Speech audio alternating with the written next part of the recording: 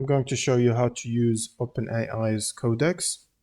So the first thing you'll need to do is a supported plan. You can go to openai.com/codex, and then you'll be able to download the Windows app if you want to use the app on Windows, or you can basically use the command line tool, or you can use IDE specific extensions for Codex, and it will require a plan if you want to use the extended high rate limits. You can get the Plus or Pro plan if you want to. Otherwise, you can test it for free, but it will be temporary and limited. You can also use it on the web if you log in here. You can hover over the login and choose Codex, and then just sign into your OpenAI account and assign your repository here. Then you can start asking Codex to perform tasks such as explaining functions or adding specific functions or fixing bugs. And the third way to use it is using the CLI or command line tool. You can basically create a project and then open up the PowerShell or terminal. And you will need to have node npm installed to be able to to be able to run npm commands. And the first thing you will need to do is run the npm install OpenAI/Codex to install the CLI tools.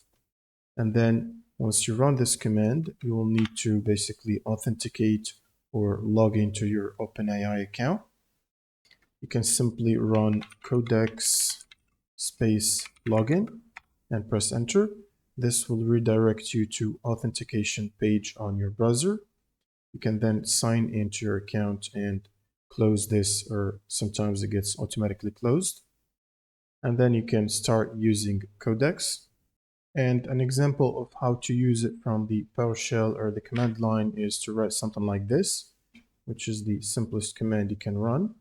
Codex creates a Python script that prints hello world, and then press enter to run the command, and then just wait for it to do the work. And once it's done, you should be able to see that it created a file called hello.py, which prints hello world if you open it up in a text editor, as you can see right here. And you can also download and install the Codex app, which is usually available in the Microsoft Store, which is this one here. You can run and sign into your OpenAI account and start using it to create new projects. You can also use it on other IDEs as an extension, such as the VS Code or the Visual Studio Code, which you can go to extensions here, look for Codex, and then install the Codex OpenAI coding agent.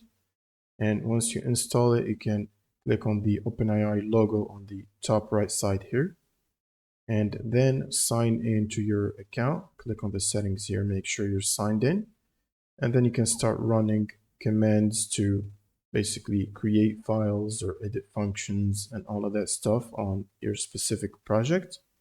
And that's pretty much it for this video. If you have any questions, leave them in the comments below, and see you on the next one.